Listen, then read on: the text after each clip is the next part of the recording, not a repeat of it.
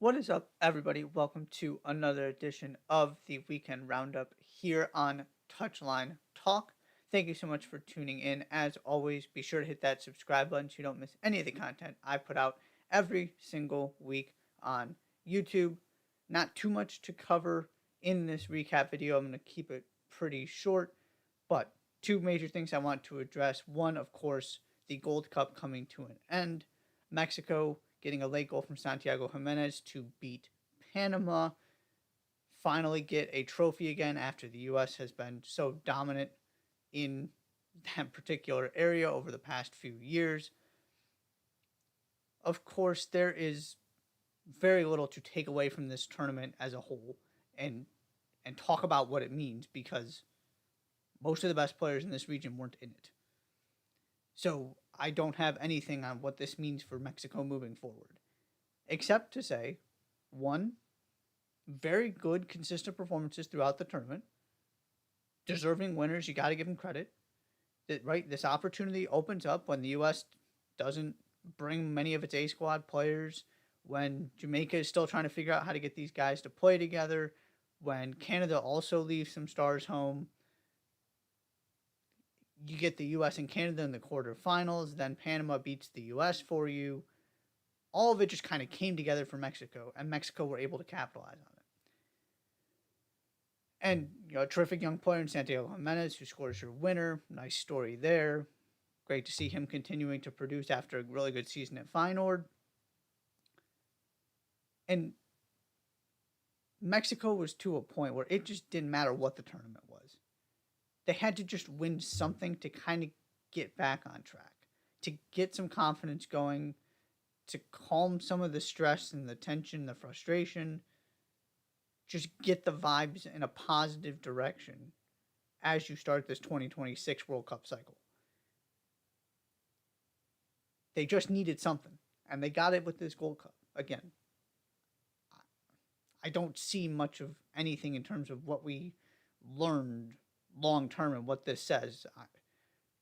To me, the U.S. is still clearly the class of this region, and nothing in this tournament was going to change that because the players weren't there for any of these teams to be able to change that.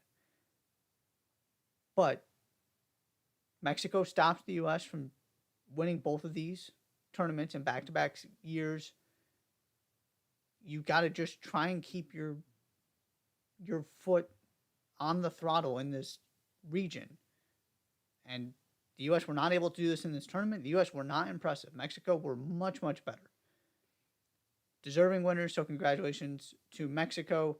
If anybody in this tournament needed it, it was them, and they end up getting the Gold Cup.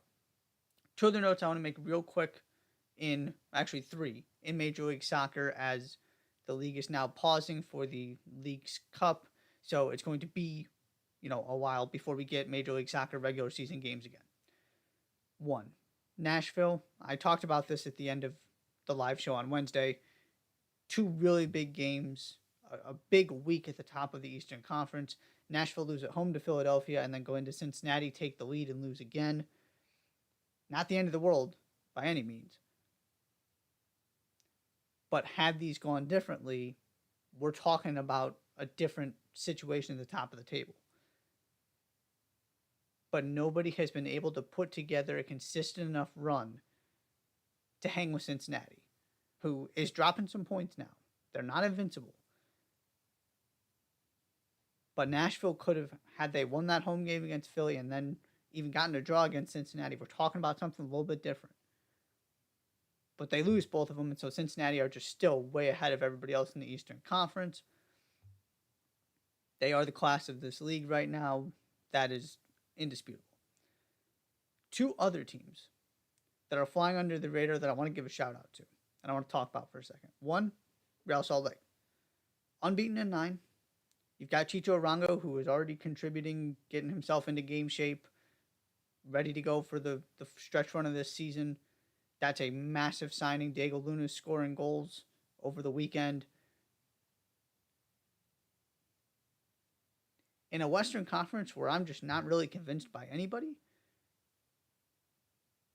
I believe in this team. They're not the best team in the West, but to me, right there in fourth, having home field advantage in the playoffs, that's who this. I could absolutely see a world in which this happens. To me, this is not a fluke. And especially you look at how consistent they've been since the beginning of the season.